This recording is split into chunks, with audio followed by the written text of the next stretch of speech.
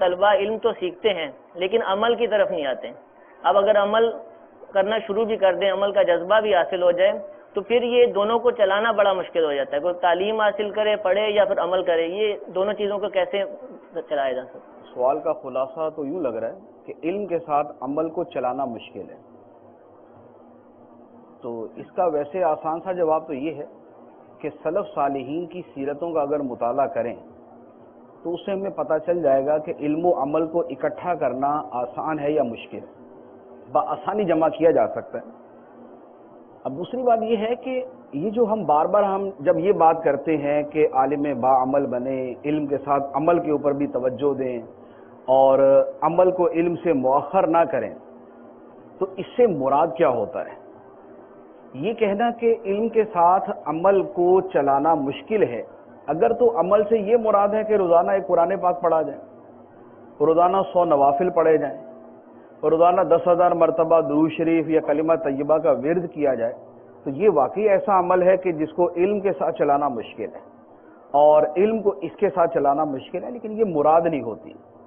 آپ کو بھی پتہ ہے کہ با عمل سے کیا مراد ہوتا ہے. با عمل کے مختلف درجات ہوتے ہیں. ایک وہ درجہ ہے عمل کا, ایک وہ درجہ ہے جو ضروری ہے کہ اگر وہ نہیں ہوگا تو علم بے عمل پڑھنے کی جو وعیدیں ہیں وہ ساری منطبق ہو جائیں گے.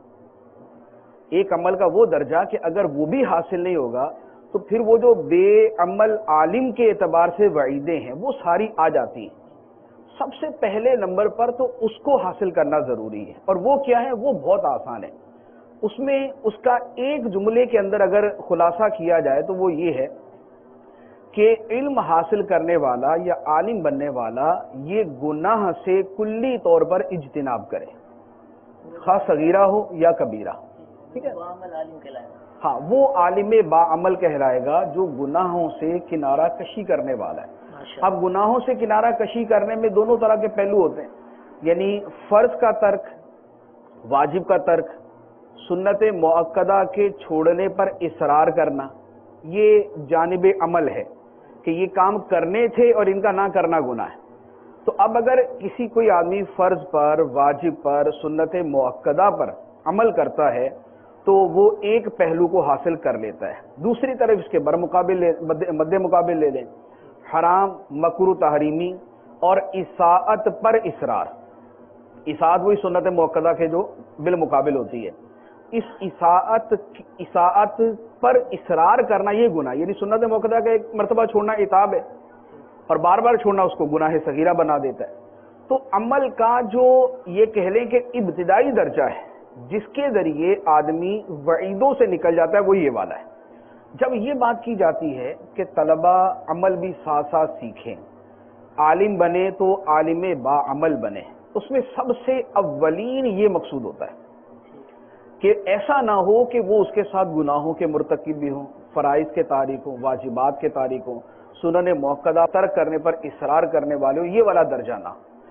اب اس کے ساتھ علم کو چلانا تو کوئی مشکل نہیں, یہ تو وہ درجہ, یعنی آپ یہ کہیں کہ فرض پر عمل کریں تو علم حاصل کرنا مشکل ہو جاتا ہے, واجبات پر عمل کریں تو علم حاصل کرنا مشکل ہو جاتا ہے, سنن مؤکدہ پر عمل کریں تو علم حاصل کرنا مشکل ہو جاتا ہے. اگر واقعی ایسا ہے تو پھر آپ علم کو چھوڑ دیں اور عمل کو اختیار کر لیں. یہ تو عالم نہ ہوتا تب بھی یہ کام کرنا ہی تھا اس نے, کیونکہ یہ تو عالم ہونا جو ہے یہ ایک مستحب عمل ہے, فرض کفایہ ہے, لیکن افراد کے اعتبار سے مستحب ہے.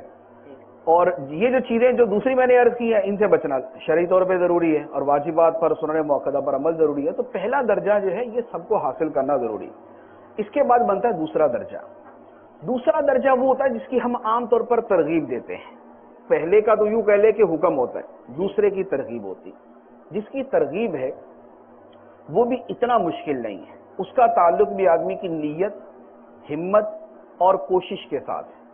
اگر نیت, ہمت اور کوشش ان اعمال کو کرنے کی طرف چلی جائے تو آدمی بآسانی کر لیتا ہے. اگر سستی, غفلت کا مظاہرہ کرے تو پھر آدمی ان سے دور ہو جاتا ہے. اب وہ عمل کیا ہے؟ وہ عمل جو ہے اس کو کئی تعبیرات ہیں اس کی. مثال کے طور پہ ایک تعبیر ہم یہ کہیں گے کہ آپ علم کے ساتھ حقوق اللہ اور حقوق العباد کی ادائیگی کا خیال رکھیں. اب اس میں ساری چیزیں آ جائیں گی. حقوق اللہ کے اندر جو ہے جو اللہ تعالیٰ سے متعلق، اور حقوق العباد کے اندر جو بندوں سے متعلق۔ دوسرے الفاظ میں یوں تعبیر کر لیں کہ ظاہر اور ہمارا ظاہر اور باطن شریعت کے مطابق ہو۔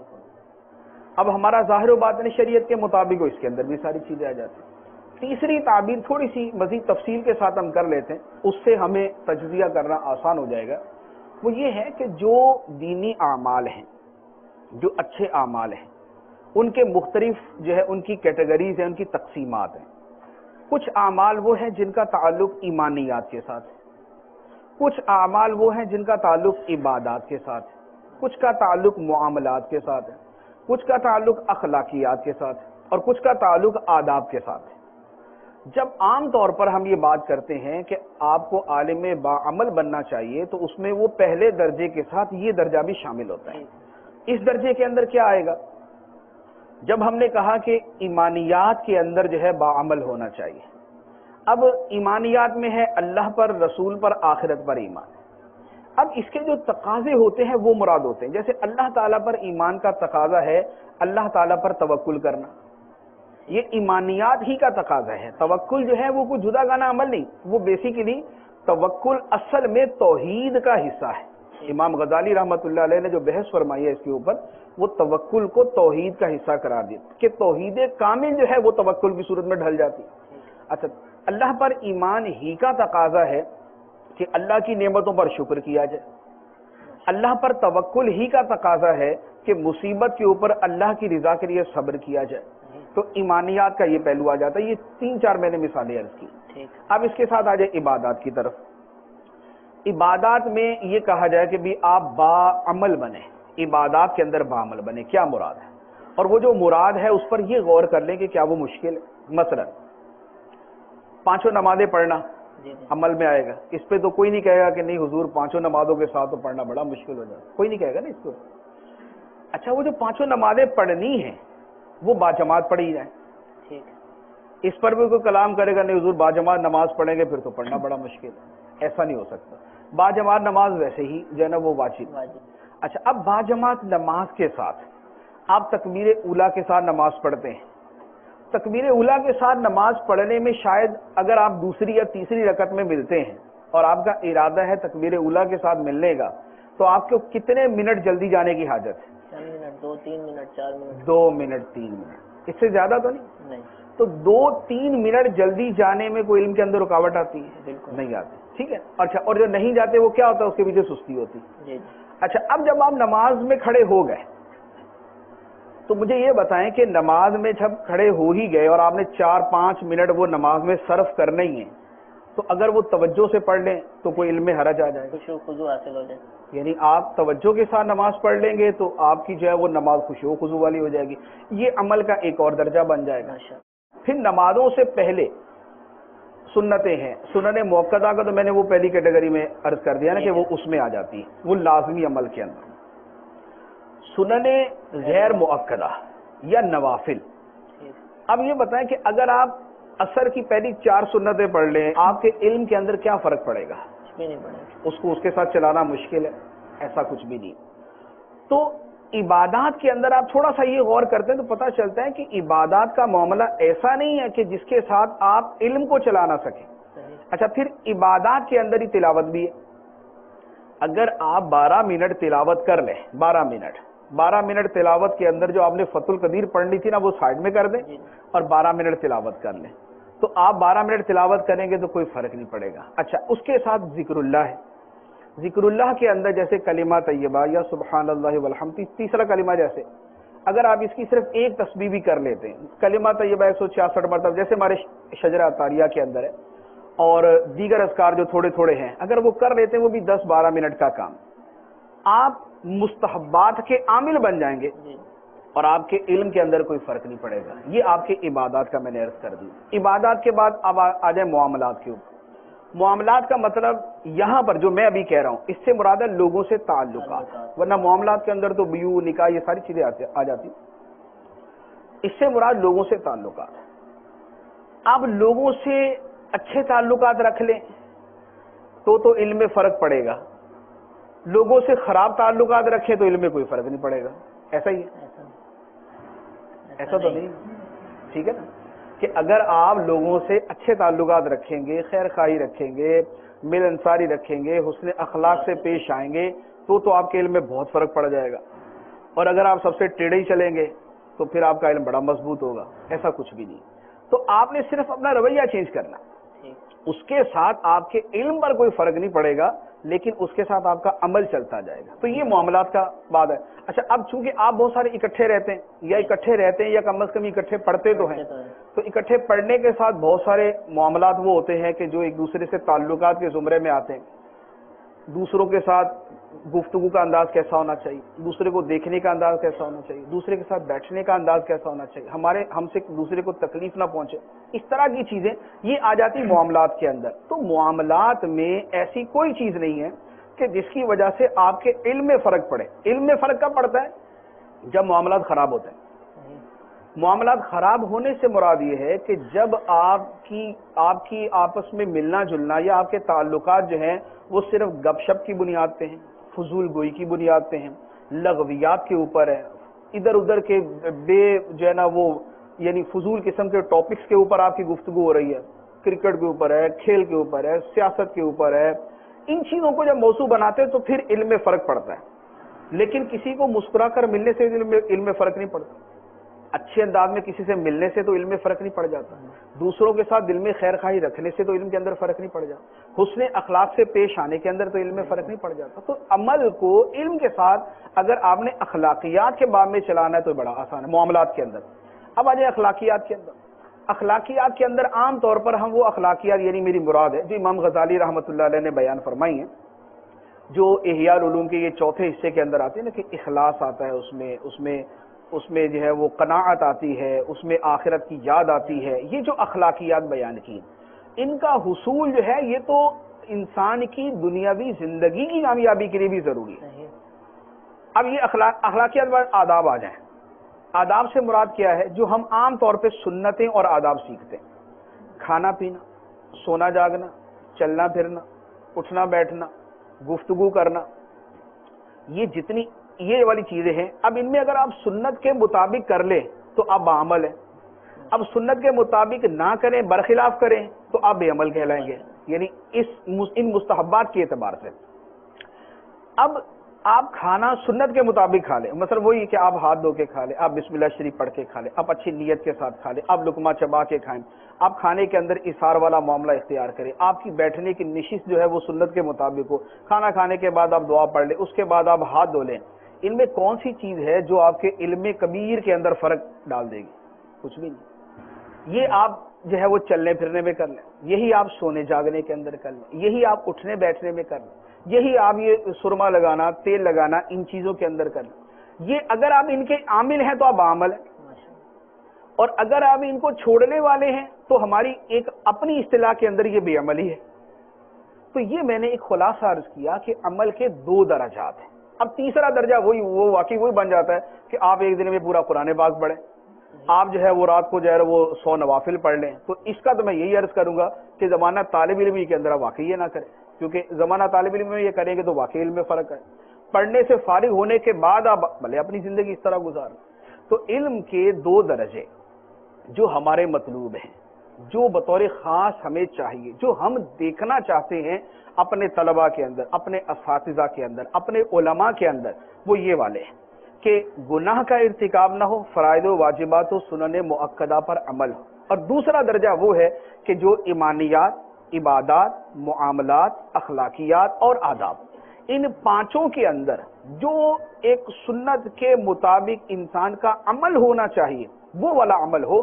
اگر اتنا عمل آپ رکھیں گے تو کسی بھی صورت آپ کے علم میں فرق نہیں پڑے گا, بلکہ علم کے اندر برکت پیدا ہوگی, علم کے اندر نورانیت پیدا ہوگی.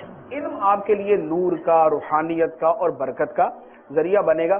تو ان چیزوں کو تھوڑا سا فوکس کر کے عمل کریں, انشاءاللہ عالم باعمل ہم بن جائیں گے. مفتی صاحب, جو پہلا جو درجہ آپ نے فرمایا کہ بس وہ گناہوں سے بچ جائے, فرائض واجبات کے اوپر عمل کر لیں, وہ بھی باعمل ہے.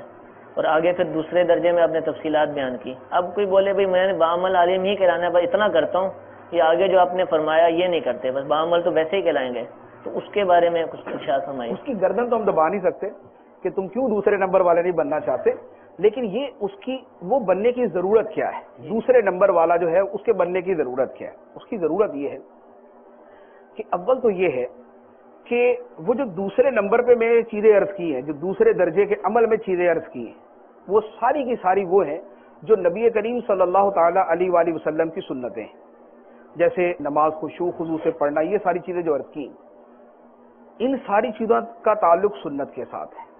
تو ہم نے علم پڑھ کے کیا ہم نے آم کا باغ اگانا ہے؟ علم کیوں پڑھ رہے ہیں؟ علم تو اس لیے پڑھ رہے تھے کہ ہمارا کردار اچھا ہو، ہمارا عمل اچھا ہو، ہماری زندگی جو ہے ہمیں پتہ چلے کہ ہمارے آقا ہمارے نبی صلی اللہ علیہ وآلہ وسلم کا طریقہ مبارکہ کیا تھا کہ ہم اس کی پیروی کریں۔ ہم نے تو علم اس لیے پڑھنا تھا۔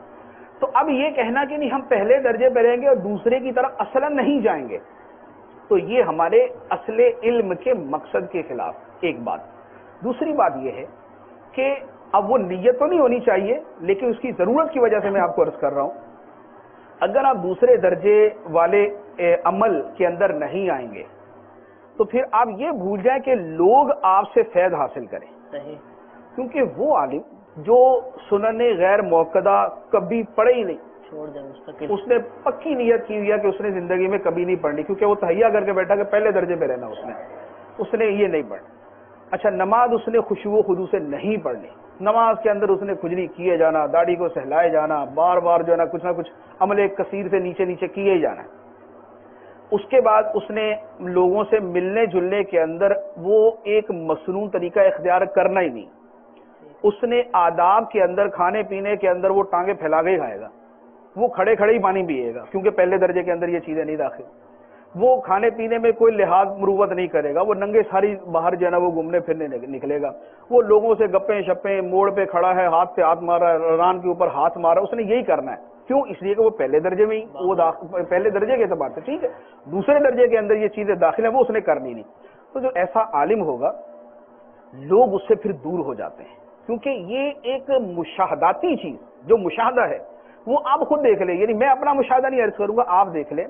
آپ کے سامنے دو عالم ہیں، ایک وہ جو میں نے پہلے والا عرض کیا جو ظاہری اعتبار سے بھی شریعت کا با امامہ ہے، اس کا لباس سنت کے مطابق، اس کا کھانا پینا، اس کا اٹھنا بیٹھنا، اس کا چلنا پھرنا، اس کا گفتگو کرنا، اس کا سونا جاگنا، وہ تلاوت کرنے کا پابند ہے، وہ ذکر اللہ کا عادی ہے، وہ تسبیحات کرنے کا عادی ہے، وہ درود شریف پڑھتا ہے، وہ نعتیں پڑھتا ہے، وہ اللہ رسول کی محبت کی باتیں کرتا ہے۔ ایک وہ عالم، اور ایک وہ عالم کہ جو بولتا ہے کہ پہلے نمبر پہ ہوں میں، وہ پہلا نمبر، اور وہ اسی نمبر کے اوپر ہے اور دوسرے نمبر کی تمام چیزوں کو لات مار کے سائڈ میں ہوا پڑا ہے۔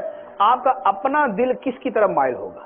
تو جس کی طرف آپ کا دل مائل ہوگا اس سے زیادہ لوگوں کا دل اس کی طرف مائل ہوگا، کیونکہ آپ کو تو تھوڑی سی وہ ہے نا ایک یعنی سینس ہے اس بات کی کہ یار ٹھیک ہے بھائی یہ کوئی گناہگار تھوڑی ہے، پہلے درجے والے کے بارے میں آپ یہ کہیں گے نا، یعنی آپ کا علم آپ کو تو یہ بتا دے گا کہ یار یہ گناہگار نہیں ہے، ٹھیک ہے بس صحیح ہے، اس کا یہ ذہن ہے تو کیا اس کے کوئی گرفت نہیں ہے شریعت کی۔ لیکن کیا عوام بھی اسی طرح کی سوچ رکھتے ہیں؟ کیا ان کے اندر بھی اس طرح فرق کرنے کا کوئی وہ ہے، پیمانہ ہے؟ نہیں، وہ یہی کہیں گے یار یہ ہے ہی بے عمل، کھڑا ہو کر کھانا کھا رہا تھا یار، کھڑا ہو کے پانی پی رہا تھا، اس نے نہ بسم اللہ پڑھی کھانے سے پہلے نہ کچھ اور ہے، یہ بے عمل آدمی۔ عوام کا جو طریقہ کار ہے وہ یہ، ہم جو علم پڑھ رہے ہیں اس کے اندر ایک ہمارا اپنا عمل بھی مقصد ہے، دوسرا ہم اس لیے علم پڑھ رہے ہیں کہ ہم لوگوں تک پہنچائیں گے۔ اب لوگوں تک علم پہنچانا اس لیے ہے تاکہ لوگ اسے قبول کریں۔ لوگ قبول تب کرتے ہیں جب کوئی با عمل ان کو بتاتا ہے، بے عمل بتاتا ہے تو ویسے اللہ تعالیٰ ہی برکت اٹھا دیتا ہے، اور اس سے ہٹ کر لوگوں کی اپنی نظر جو ہے وہ ایسی ہے کہ وہ با عمل سے قبول کرتے ہیں، اور یہ مستحبات والا جو بے عمل ہے اس سے بھی وہ کسی بات کو اتنا دلی خوشی کے ساتھ جو ہے وہ قبول نہیں کرتے۔ لہذا جس کا یہ ذہن ہو کہ نہیں میں پہلے والا بن گیا ہوں بس ٹھیک ہے کافی ہے، تو یہ کافی نہیں ہے، نہ شرعی اعتبار سے نہ دینی اعتبار۔ سلف صالحین کے واقعات آپ دیکھ لیں، بزرگان دین کی زندگیاں دیکھ لیں، کیا وہ پہلے درجے والے تھے یا وہ دوسرے درجے کے عامل تھے؟ یا مثال کے طور ایک مثال دیتا ہوں، امام اعظم رضی اللہ تعالی عنہ رات کو کتنے نوافل پڑھتے تھے؟ 1000 نوافل، یعنی ایک روایت 1000 رکعتیں پڑھتے تھے، اور ایک روایت ہے کہ ساری رات پڑھتے تھے۔ مستند یہ ہے کہ ساری رات پڑھتے تھے، عشاء کے وضو سے فجر پڑھتے، عشاء کے وضو سے فجر کی نماز۔ تو یہ امام اعظم نے یہ کیوں نہیں ذہن بنا لیا کہ میں پڑھنے پڑھانے کا کام زیادہ کر لیتا ہوں اور باقی جو ہے نا وہ نوافل جو ہے نا وہ چھوڑتا ہوں، وہ سائڈ میں کرتا ہوں، پہلے درجے والا عامل کافی ہوں۔ میں آپ کو یقین کریں، میں آپ کو عرض کرتا ہوں، آپ پوری 1400 سال کی تاریخ اٹھا لیں، 1400 سال کی تاریخ، اس میں وہ عالم جو واقعی عالم ہے اور لوگوں میں محبوب ہے، پسندیدہ ہے، کوئی بھی، اس کی آپ سیرت پڑھ لیں اور اس کی سیرت کے اندر آپ دیکھ لیں کہ وہ پہلے درجے کا عامل تھا یا دوسرے درجے کا عامل تھا، یعنی وہ ایک درجہ حاصل کرنے والا تھا یا وہ دونوں درجوں کا جامع تھا۔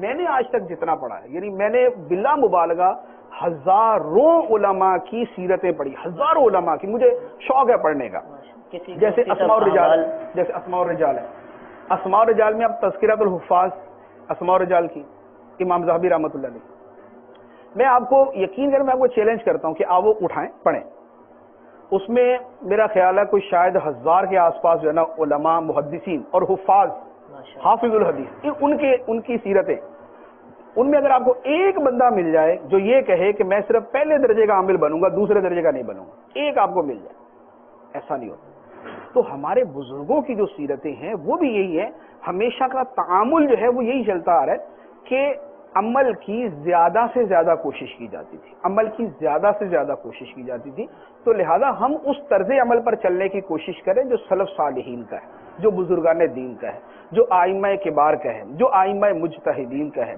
جو بڑے بڑے اکابر علماء کا ہے، نہ یہ کہ ہم اپنے طرف سے کوئی نیا اجتہاد کر کے اور وہ اپنے درجات بنا کر صرف پہلے درجے کے اوپر اپنے آپ کو محدود کر لیں، ایسا نہیں ہونا